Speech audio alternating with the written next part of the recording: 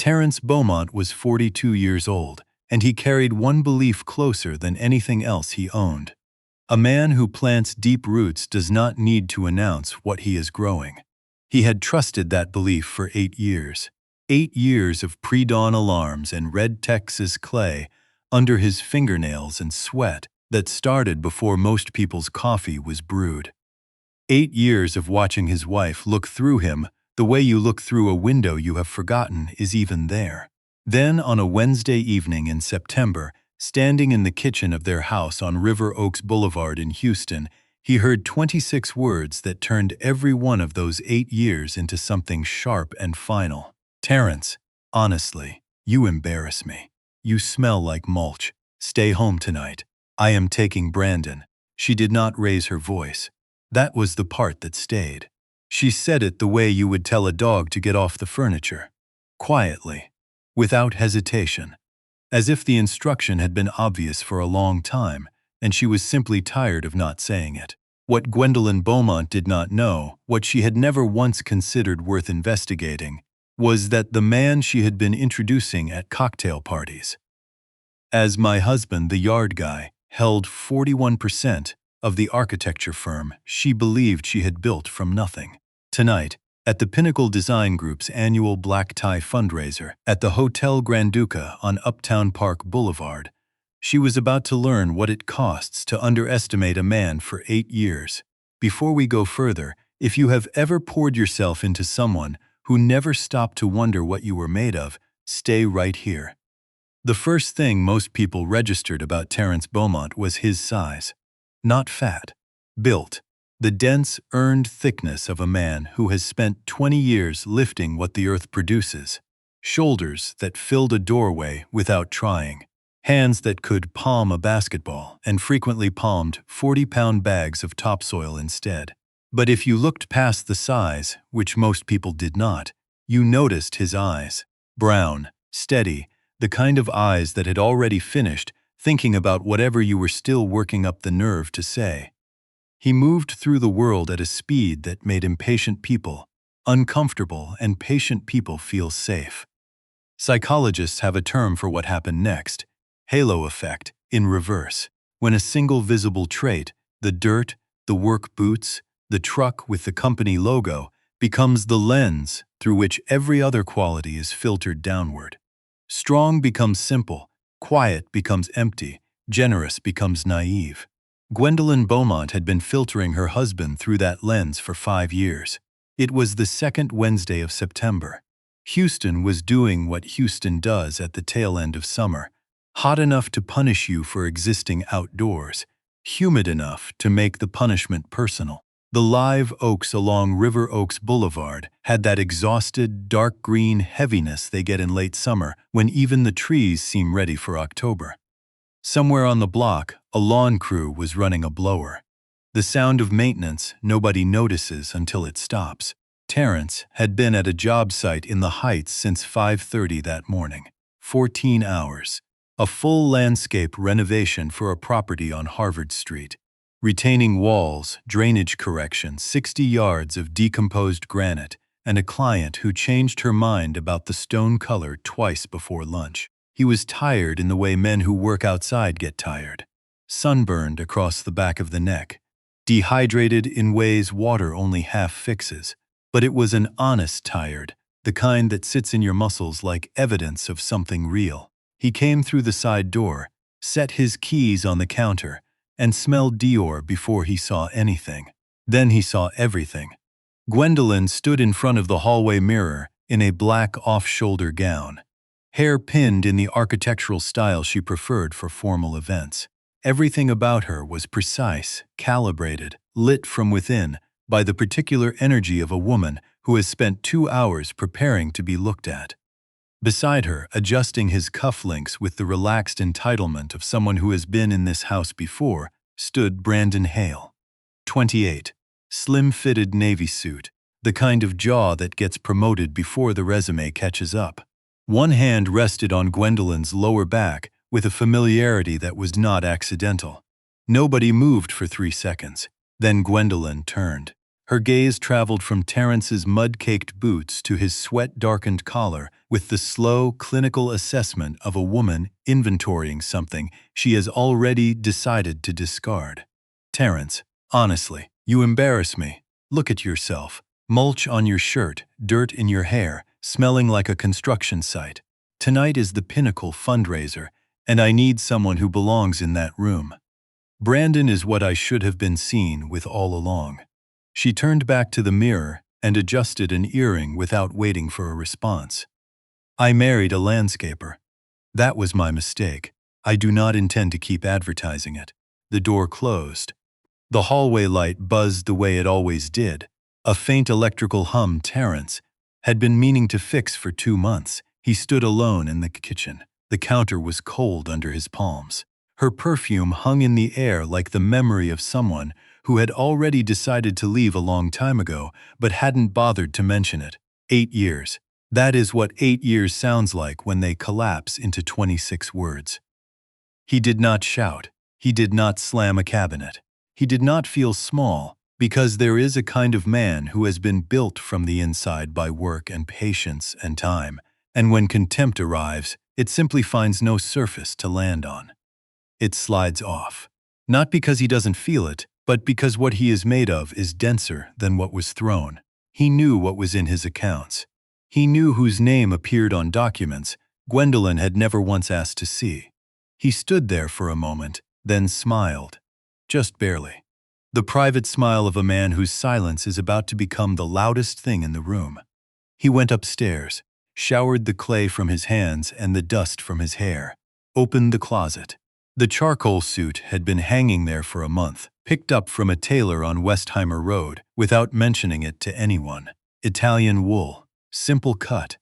He dressed slowly, buckled the watch his father had worn for 30 years, the one with the scratched crystal and the second hand that still kept perfect time, went down to the garage. Pulled the cover off a black Porsche Taycan Turbo S that Gwendolyn had never seen because it was registered to a name she had never thought to look up. Folded the cover, set it on the shelf. Tonight, Terrence Beaumont was going to the fundraiser alone. And the version of himself he was about to walk in as was something that ballroom had no preparation for. Here is what Gwendolyn Beaumont told people about her husband when the subject came up at firm dinners and client events. Terrence is a good man. Salt of the earth. You know the type. Solid, dependable, always happy with his little landscaping business. The way she said it managed to be both affectionate and diminishing at the same time.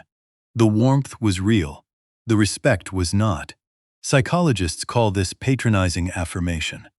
You do not criticize someone openly. You praise them for qualities that, in the context you have constructed, function as limitations. He is so grounded. Is it not sweet how much he loves being outdoors? The compliment itself becomes the wall. She was not wrong about the good man part. She was catastrophically wrong about everything else. Terrence had been 23 when he first walked into the offices of Pinnacle Design Group on Kirby Drive, back when it was 4 people in a rented suite above a printing shop. Not as a client, not that day, as the son of Claude Beaumont, who had grown up alongside Franklin Dupree in 3rd Ward, back when that neighborhood ran on church dinners and borrowed tools, and the unspoken understanding that you looked after the people who came up with you. Claude had died 2 years before Terrence's wedding. Heart attack on a job site. He left behind a company truck, a set of well-used shovels, and a quiet arrangement with Franklin. Take care of my son. Let him be part of this. What Claude had built was a silent financial stake in Pinnacle Design Group, structured carefully, converting over time from a personal loan into equity. Franklin honored it with the gravity of a man who believes a handshake outlasts the hand. Terrence expanded the investment steadily. Year by year, he funneled profits from Beaumont Landscaping, which had grown from 1 truck and a push mower into a 12-crew operation serving high-end residential and commercial properties across Greater Houston, into additional shares. Quietly, without announcement, without ever once mentioning it to the woman who ran the company and slept beside him every night. By the time Gwendolyn was named CEO, her husband owned 31% of the firm she introduced as hers. She had absolutely no idea. She believed, with complete sincerity, that Pinnacle was the product of her intelligence and ambition alone. And to be fair, her talent was genuine. But the soil she was building on had been laid and kept fertile by the man she called the yard guy.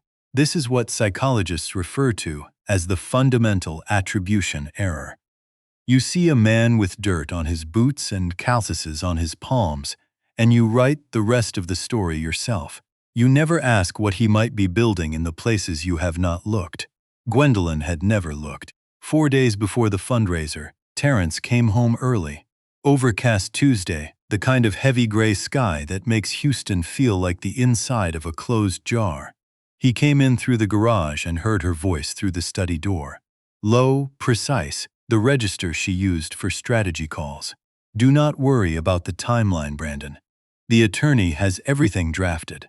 Terrence will not contest it. He does not even know what he is worth. We file after the fundraiser, split the marital property, and move forward. By January, we will have more than enough to establish the new firm under both our names. Terrence stood in the hallway. The air conditioner cycled. The refrigerator hummed. He heard every word with the clarity of a man who has been half expecting this sound for months and has only now heard it arrive in plain language. His wife had not been growing distant. She had been building an exit, and she had recruited the man she was taking to the fundraiser to help her do it. He understood something about Gwendolyn in that moment that he had resisted understanding. The hunger that had driven her out of Sunnyside, that had made her fierce and brilliant and relentless, had long ago stopped being fuel. It had become a filter that turned everything into a transaction. Psychologists call it hypervigilance, born from scarcity, a state in which gratitude feels like weakness and loyalty registers as stagnation, and the people who love you quietly become part of the scenery rather than part of the story. Gwendolyn was not cruel by nature. She was terrified, and terrified people, given enough time, can do devastating things while telling themselves they are simply being strategic. He went back to the garage, sat on the metal stool beside his workbench, the one with the coffee stain and the old FM radio that only picked up 2 stations, thought for a long time. Not scheming, just arriving at clarity, the way a man arrives at a destination he has been driving toward without fully admitting it. Later that week, he found the notebook. It was in this drawer of her bedside table, beneath a stack of architecture magazines. He almost did not open it, but one sentence was visible on the page where it lay open. Terrence is a stepping stone, comfortable, temporary. I have outgrown him. Dated 11 months earlier, he closed it carefully, returned it to the exact position, and looked out the bedroom window at the magnolia tree he had planted in their first year in the house. It was enormous now. 8 years of growth that nobody had noticed happening because it happened slowly. That evening, he drove to Mrs. Alma Jennings' house on Dowling Street. She had called about a dead patch in her front yard.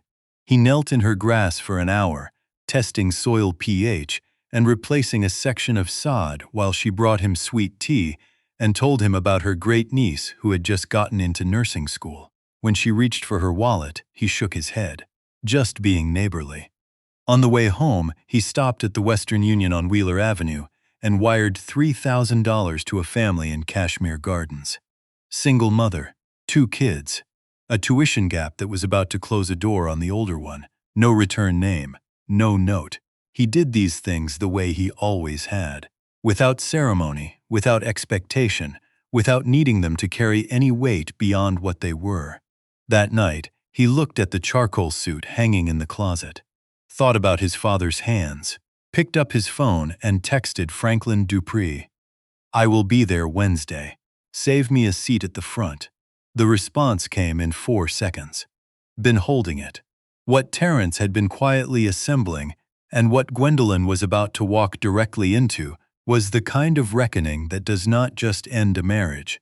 It rearranges an entire room's understanding of who matters and why. The Hotel Granduca on Uptown Park Boulevard is the kind of building that was designed to make people feel either elevated or measured. Marble floors, vaulted ceilings, the particular hush of wealth that communicates itself through acoustics rather than decoration. Some people walk in and feel welcomed. Others walk in and immediately begin performing. Gwendolyn Beaumont had always been the second kind. She arrived at 7:30 with Brandon at her side. Black gown, diamond studs, moving through the lobby with the practiced authority of a woman who has been entering important rooms for years and expects them to adjust to her. Brandon walked one step behind, close enough to suggest, far enough to maintain deniability. She worked the room with precision, the right laugh at the right moment, the firm handshake that communicated competence without threatening. The particular social choreography of a person who understands influence and applies it like a tool. When a board member's wife named Diane asked about Terrence, Gwendolyn tilted her head with rehearsed sympathy. He is doing a big project this week, so I brought someone who actually understands design. She laughed lightly. Diane smiled, but the smile did not carry conviction.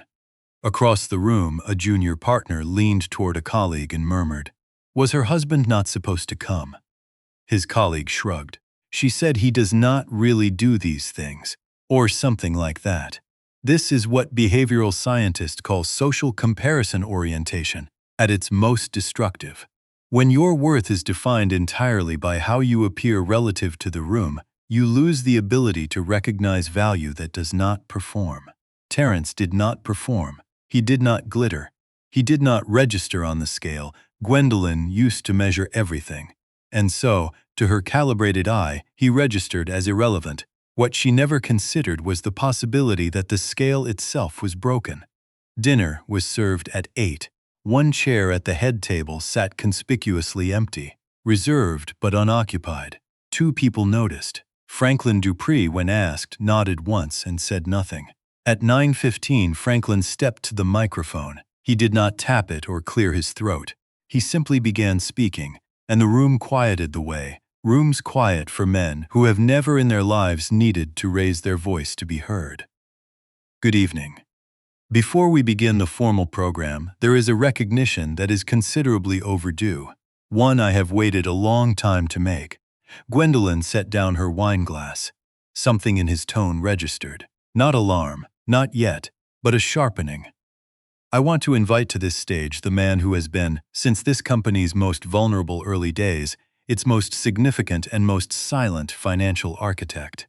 A man I have known since we were boys in Third Ward. A man whose patience and integrity I have watched for decades without ever seeing either one falter.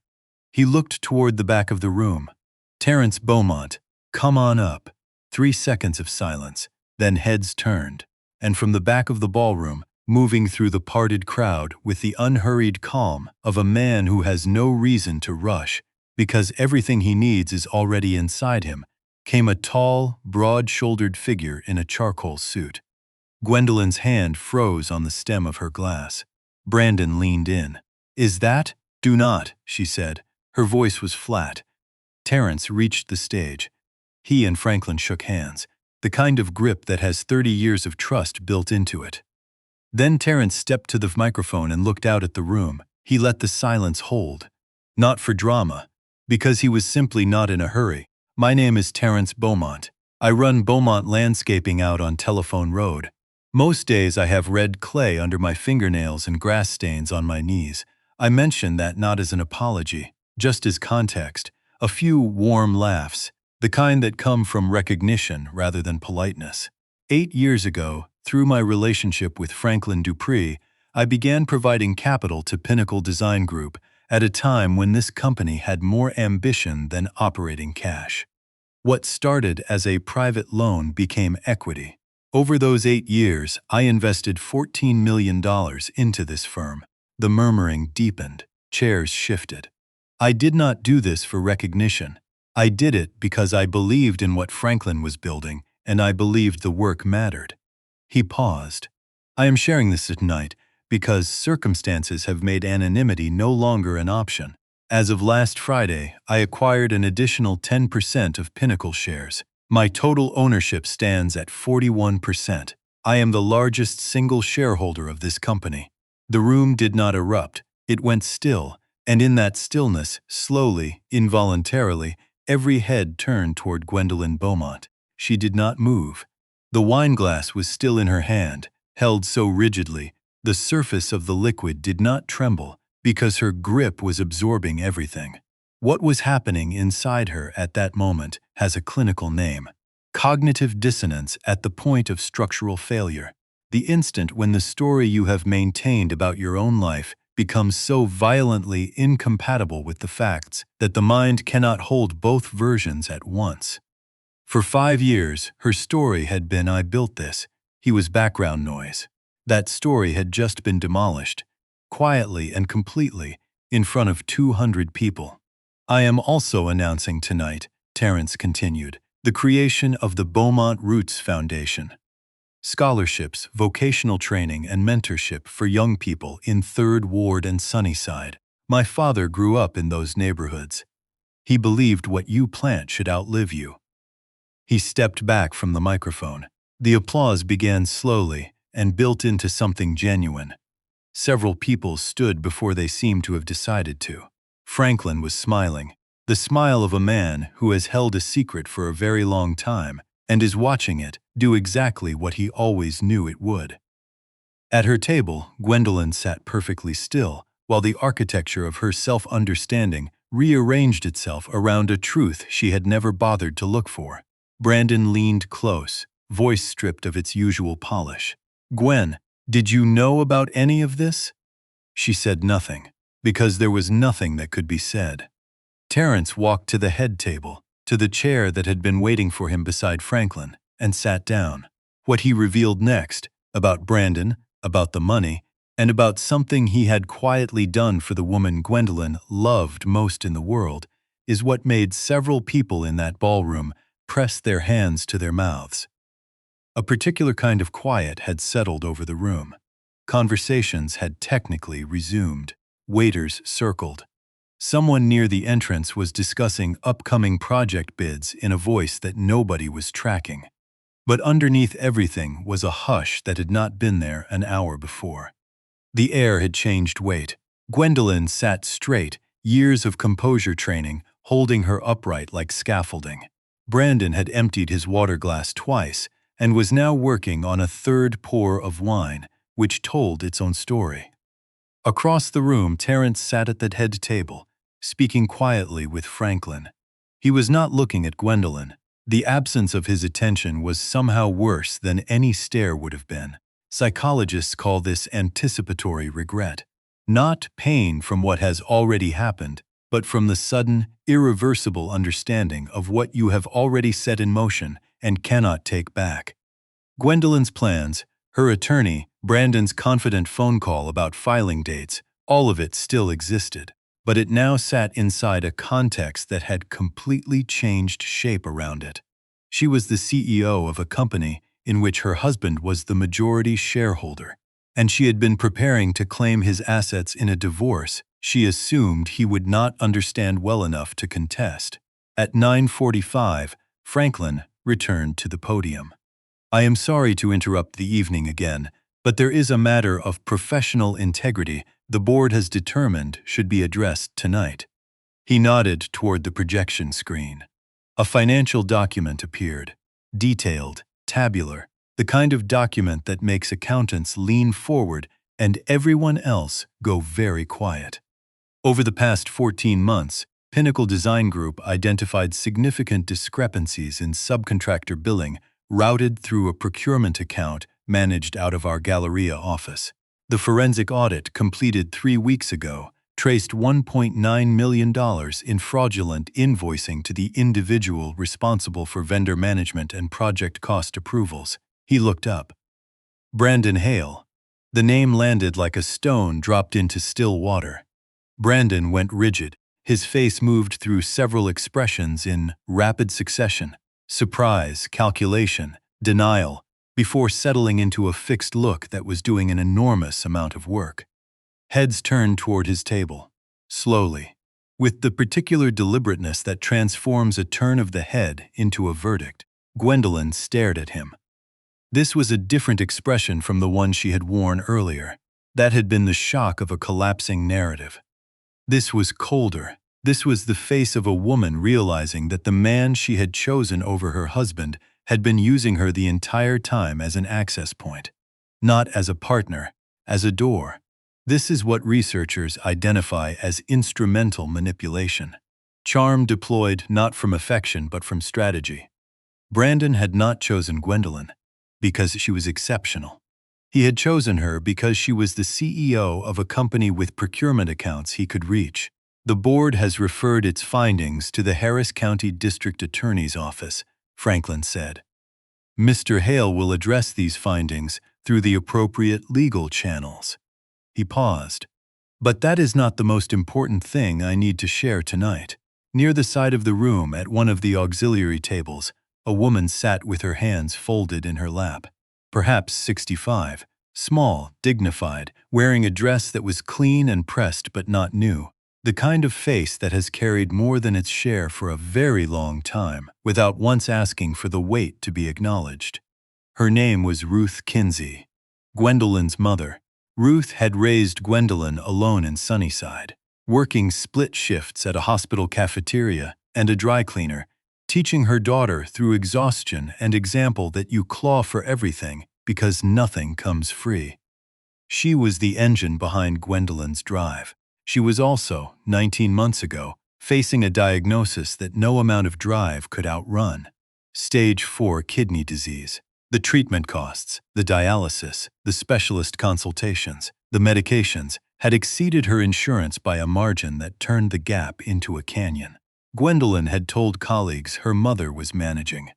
She had told herself the same thing because the distance between the life she projected and the life she was actually navigating was not a crack she was built to show anyone. She did not know what her husband had done. Terrence returned to the microphone. He spoke without performance. 19 months ago, through an anonymous patient assistance fund established at Houston Methodist, approximately $350,000 was directed toward the ongoing treatment of a patient with stage 4 renal disease. The fund covered dialysis, nephrology consultations, medication, transportation to and from treatment 3 times a week, and home health aid support. He paused. That patient was Ruth Kinsey, Gwendolyn's mother. Complete silence. The kind you can feel against your skin. I did not tell anyone. I am sharing it now because there comes a point where the full truth is the only ground worth standing on. Not to embarrass anyone, but because honesty, even the painful kind, is the only foundation that does not shift. He looked at Gwendolyn. Her hands were in her lap. They were shaking visibly from 30 feet away. I paid for her mother's treatment, he said, measured, without cruelty, while my wife was preparing documents to divide my assets. The room did not react with triumph. It reacted with something quieter and harder to name. A collective inhalation, a shared recognition that what they were witnessing was not a performance of victory, but an act of radical, exhausting honesty. Psychologist Jonathan Haidt describes this as moral elevation, the emotional response triggered by witnessing genuine virtue that has been hidden and unrewarded, a warmth in the chest, a tightening in the throat. It is one of the most specifically human experiences available to us. Every person in that room felt some version of it. From the side of the room, Ruth Kinsey stood. She moved through the tables slowly, and people stepped aside without being asked, the way crowds part when they sense something sacred is passing through. She walked to the stage. Terrence came down the steps to meet her. She put her arms around him and held on with the grip of a woman who has just learned that the person she trusted least had been holding her up the longest. My son. The microphone was still live. Her voice carried through the entire ballroom. I am so sorry. I am so sorry I did not see you clearly. He held her. Did not say a word. Which was exactly right. At a table near the back, a board member named Diane, who was known professionally for controlled detachment, was studying the floral arrangement with fierce concentration and blinking more than usual. Gwendolyn was crying, not the controlled kind, both hands over her face, shoulders moving, mascara finished. Beside her, Brandon Hale, $1.9 million of fraud charges accumulating against his name, had nothing whatsoever to contribute. The upgrade, the man who understood design, the person who actually belonged in the room, publicly, thoroughly, quietly dismantled. Later, near the valet stand, Brandon attempted an explanation. I had every intention of correcting the accounts. I had a timeline, a board member cut him off. You were leasing a G-Wagon and telling people you owned property in River Oaks. What timeline? Brandon had no answer. There was none to have. Terrence found Gwendolyn near the lobby. She had rebuilt her composure through sheer force of habit, though it fit badly, like a garment that no longer belongs to the person wearing it. She saw him approaching and straightened. Old reflex, he stopped in front of her, not angry, not forgiving, simply present. You told me I smelled like mulch and did not belong in this room, he said quietly. Look at what Brandon spent his time building. A set, a backdrop, something that photographs well and holds nothing. He paused. There is a difference between a foundation and a facade, and tonight, every person in this room saw which one holds weight. He collected his coat and walked out into the September night. The air was warm and heavy and smelled like rain that had not yet arrived.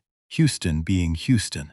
What came next, the slow, methodical unraveling of everything Gwendolyn had constructed and what Terrence chose to do about it, says everything about the kind of man he actually is. Consequences do not arrive like storms. They arrive like Texas winters. Gradual, gray. A slow lowering of temperature you do not fully register until you realize you have not been warm in a long time. Brandon Hale was terminated the following morning. Formal board letter delivered to the River Oaks apartment that turned out to be a sublease he had been misrepresenting as ownership for the better part of 2 years. His attorney recommended cooperation with the district attorney's investigation, which Brandon provided in the anxious, over-explaining manner of a man who believes transparency will reduce a number. The number was not interested in being reduced. By December, he was facing federal wire fraud charges and living in a studio apartment in Pasadena. The performance had been the entire substance. Remove the set dressing, and there was nothing underneath holding shape. This is precisely what researchers mean when they distinguish between constructed identity and earned identity. A constructed identity is assembled from external signals, the car, the clothes, the vocabulary of success. It looks convincing from the outside, but it has no load-bearing structure. Take away the signals and the whole thing collapses because there was never anything inside to hold it up. Brandon had been living entirely inside a construction, and Gwendolyn, whose own identity had been built on the scaffolding of achievement and the desperate need to never be poor again, had looked at that construction and mistaken it for architecture. Fear does that. When you are running from something, you run toward whatever looks most unlike what you left. Pinnacle Design Group was struggling. The procurement fraud had damaged more than the audit initially captured. 4 major subcontractor relationships dissolved within 2 months of Brandon's termination. 2 institutional investors paused their commitments. By November, the CFO's report included the phrases liquidity shortfall and immediate corrective measures in the same paragraph. Gwendolyn received her copy on a Monday morning and read it 4 times. The fraud had not been her doing, but it had happened inside her house, through a person she had chosen to bring inside, and boards of directors are not generally interested in that distinction. She knew what the company needed. She knew who had it. The divorce had been filed in October. Terrence had not contested the house, not fought over the vehicles. He moved without drama to a craftsman bungalow on Heights Boulevard, wide porch, pecan trees, neighbors who said good morning and meant it. It suited him in a way the River Oaks house never had. The emergency board meeting was held in late November. 14 people, 1 agenda item, immediate capital intervention. Terrence arrived alone, Same charcoal suit, same quiet. He placed a proposal on the table, structured, specific, covering the shortfall and providing clear runway for restructuring, enough to save the company, enough to protect the 312 people who worked there and had been entirely peripheral to every decision that had brought them to this table. One condition. Gwendolyn found it in the third paragraph and understood it before she finished the sentence. As a condition of this funding, the current CEO will voluntarily resign. The announcement will be made in a full meeting of the board and company staff, not privately, not through a press release. In front of everyone. There is a real difference between punishment and consequence, and it matters. Punishment is personal. It serves the person delivering it. Consequence is structural. It restores what was broken in the institution, not just in the individual. Terrence was not trying to humiliate Gwendolyn. He was requiring that the woman who had publicly performed authority accept responsibility for its failure with the same public transparency she had demanded for its success. That is not cruelty. That is accountability applied consistently. Around the table, 14 people studied their documents with careful neutrality. Gwendolyn picked up the pen she signed. The announcement was made 4 days later in the firm's main conference space. Full staff attendance. Terrence sat in the back row. Gwendolyn stood at the front in a gray blazer and no jewelry. She read her prepared statement with a steady voice, which cost her something visible. When she finished, the room held a moment of silence before offering the complicated, respectful applause of people who have witnessed something that required courage even when the courage was compelled. Terrence did not applaud. He sat with his hands in his lap and watched her with the expression of a man who takes no satisfaction in another person's fall, even a fully earned one. Psychologists call this equanimity, neither vindictive nor passive, simply clear. It is one of the hardest emotional states to sustain because most people, when wronged, want either revenge or reconciliation, and equanimity asks for neither. It asks only that things be what they are. In the weeks that followed, Houston's design community quietly recalibrated. Certain invitations stopped arriving. Certain conversations shifted temperature when Gwendolyn entered a room. The network she had spent 15 years assembling turned out to have been attached primarily to her title rather than her person. A discovery most people who confuse the two eventually make, though rarely all at once. One afternoon in January, she drove to Telephone Road, sat in her car outside Beaumont Landscaping for a long time, watching through the chain-link fence. Inside the yard, Terrence was crouched beside a pickup truck belonging to a kid from Sunnyside, whose grandmother had mentioned, carefully, that the boy needed work and the truck needed everything. Terrence was showing him how the alternator connected, talking him through the logic of it, letting him hold the wrench. Gwendolyn got out of the car, walked across the gravel lot. Her heels caught on the stones and she did not stop to adjust her stride. Terrence looked up. She did not make a speech. She lowered herself onto the gravel, her coat touching the dirt, and she did not reach to brush it off. She said his name, and she said she was sorry. And she meant it the way you can only mean something when every other version of the story has been exhausted and you are finally standing in the one that is true.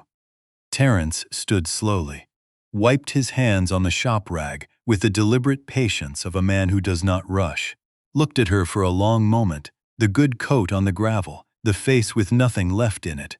"You told me I smelled like mulch and was not fit to be seen," he said. Quiet, no anger. "Look at where we are both standing right now." She had no answer. There was none. He handed her the clean rag, not as forgiveness, as a practical gesture from a man who is kind even when he is under no obligation to be. Then he turned back to the boy and the alternator and continued the lesson. What Terrence built next is the part worth staying for. 1 year later, September came back around to Houston the way it always does, slow and warm and golden at the edges, the live oaks along Heights Boulevard, catching the first hints of fall in the way their shadows lengthen across the sidewalk in late afternoon. Terence Beaumont was standing in the open bay of Beaumont Landscaping, same as always, red clay on his boots and a calm in his eyes that had not been there 12 months ago. The calm not of a man who had won something, but of a man who had found something. There is a difference, and it shows. He was working through a soil chemistry lesson with a 19-year-old named Kendrick, quick-witted, impatient in the specific way of smart young people who have not yet learned that patience is itself a kind of intelligence. "You are not just testing dirt," Terence told him. "You are learning to read what is underneath the surface. That skill does not stay in the yard. You will use it everywhere." Kendrick raised an eyebrow. "That sounds like something off a motivational calendar." "Motivational calendars are not wrong," Terence said. "People just say that because they have never had to earn the lesson." Kendrick thought about this. "Okay, that was actually decent." Terence handed him the soil probe without further comment. The Beaumont Roots Academy had opened on Telephone Road in March, 2 buildings down from the original landscaping yard. The renovation had taken longer than planned and cost more than the estimate, which is the universal fate of every renovation ever attempted. Terence had absorbed both facts with the steady composure of a man who has learned that worthwhile things are rarely fast or cheap. The Academy's premise was specific. Working with your hands and thinking with your mind are not separate skills. They are the same skill applied in different directions. Morning sessions covered landscape design, horticulture, irrigation engineering, and basic construction. Afternoons were for financial literacy, business planning, and communication. Friday afternoons, Franklin Dupree came in and talked to the students about how organizations actually work, not the textbook version, but the real one with all its human friction and imperfect decisions intact. Franklin was, by a wide margin, the students' favorite instructor. He found this flattering and mildly suspicious. 38 students enrolled in the first cohort. The waiting list for the second was 74 names long and growing every week. Terence taught the Monday morning session himself, and he intended to keep doing so for as long as it was useful. He wanted the students to see that the man who owned the building and funded the scholarships was the same man who showed up in work clothes and got dirt under his nails. That the distance between where they were and where they could go was real but not impossible. That the most important thing you could do on any given Monday morning was show up and do the work. His father had lived by this. Terence intended to pass it forward the same way he had received it. Not through speeches, through demonstration. And then, quietly, without announcement, there was Joël. Dr. Joël Marchand was a civil engineer at Rice University, 36, precise in the way of people who design systems for a living, with a warmth that surfaced in specific, deliberate moments rather than being broadcast in all directions. She had heard about the Beaumont Roots Academy through a colleague and stopped by one afternoon to see whether the curriculum could use a structural engineering module. Terence had been elbow-deep in a planting bed when she arrived. He stood up squinting into the afternoon light, clay on his forearms, and she looked at him with the direct, assessing gaze of an engineer evaluating a structure. "I reviewed your drainage design curriculum," she said. "You are teaching a method that was superseded 18 months ago. Your students are learning something that will not pass inspection in Harris County." He blinked. "You want to rewrite my curriculum?" "I want it to be accurate," she said. "Those are not the same thing." He smiled. "The real kind. The kind that starts behind the eyes. Come back Wednesday." She came back Wednesday, and the following Wednesday. And by November, they had gone through every module, and also through 4 dinners at a Vietnamese restaurant on Milam Street in Midtown, where the pho was genuinely excellent and the conversations consistently ran an hour longer than either of them had planned. She never asked about the fundraiser. She had heard the outline of it the way you hear things in Houston, through overlapping circles and half-mentioned details. But she did not bring it up because it was not relevant to who Terence was. It was relevant to what he had been through. Those are different categories, and she knew the difference. What she saw was the man who arrived at the yard before his crew every morning. The man who called Mrs. Alma Jennings on the first of each month to check on her lawn and never considered it anything other than an obvious thing to do. The man who, when asked what he was most proud of, sat quietly for a moment and then said, "When one of my students calls me and says they started their own company, that is what I am working toward." She had set down her chopsticks and looked at him. "You are a remarkable person. I hope you know that." "Not particularly," he said. "That," she said, "is exactly what I mean." Research in positive psychology has documented this carefully. Authentic humility, not performed modesty, but the genuine absence of the need to be recognized as exceptional, is one of the strongest predictors of sustained psychological well-being. People who do not need external validation to feel settled inside themselves are measurably, consistently happier. Not because their lives are easier, because their sense of self does not depend on the room they are standing in. Terence Beaumont had never needed to be seen as remarkable. He needed to build something real, take care of people genuinely, and go home at the end of the day with a clear conscience. Metaphorically speaking, since the clay under his fingernails was more or less permanent, that had always been enough. Gwendolyn Beaumont was rebuilding. Not quickly and not without difficulty. Houston's professional community had recalibrated around her absence, as communities do. Certain doors had closed. Certain relationships had revealed themselves to be primarily transactional.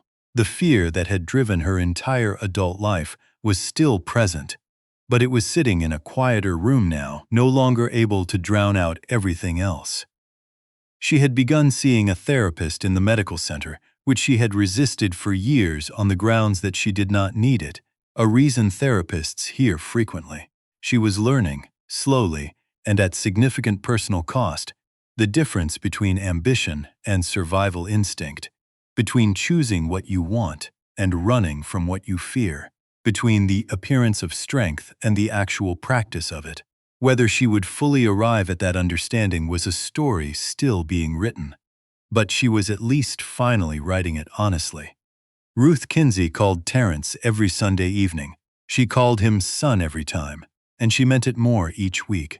He always answered. He always had time. On a September afternoon in the Heights, Terence Beaumont sat on the porch of the bungalow on Heights Boulevard with Joelle beside him, a glass of iced tea going warm on the railing, the pecan tree in the front yard at full canopy, the neighborhood easing toward evening in that slow, golden way Houston does when it is finally ready to let go of summer. It was ordinary, deeply, quietly ordinary. The particular kind of ordinary you only recognize as extraordinary when you have spent enough time without it. He thought about his father, about what it means to plant something and stay with it when nobody is watching, and keep watering when nobody says thank you. That decision, made quietly and consistently over years, does not make for good headlines. But it is, in the end, the only kind of building that holds. He thought about Kendrick, who had come in frustrated last Monday and left calm, because sometimes the most useful thing in the world is a problem you can actually solve with your hands. He thought about the 74 names on the waiting list. He thought about Joelle sitting beside him, reading something on her phone, occasionally making a small sound that meant she was about to say something interesting. He set down his glass. He realized, genuinely happy. Not the relieved kind, not the triumphant kind, the actual kind. The quiet, solid, built from the ground up kind that does not require an audience. This story leaves behind something quiet and specific. When someone you love looks straight at you and decides you are not enough, that moment will either hollow you out or clarify you. What made the difference for Terence was not willpower. It was the Monday mornings. The sod replaced in Mrs. Alma Jennings' front yard. The wire transfer sent without a name. The boy handed a wrench and shown patiently how to listen to what a machine is trying to tell you. He did not wait to feel worthy before he acted worthy. He acted, And the worthiness was already there. It had been there the whole time, built one ordinary day at a time, in ways nobody was watching and nobody needed to applaud. Here is the practical truth this story leaves behind. The people in your life who go quiet, who work without announcing it, who give without handing you the receipt, look again at those people. Look carefully. Because the ones who make the least noise are very often carrying the most weight. And if you are the one who has been quiet, if you have been building something real, while someone nearby decided you were background furniture, do not change. Do not shrink. Do not perform. Just keep your hands on the work. The foundation you are laying will outlast every opinion anyone has ever held about you. The truth does not need your help. It only needs your patience. Before you go, tell me honestly in the comments. Was Terrence right to save the company that his own wife used against him? Or did his kindness stretch further than justice required?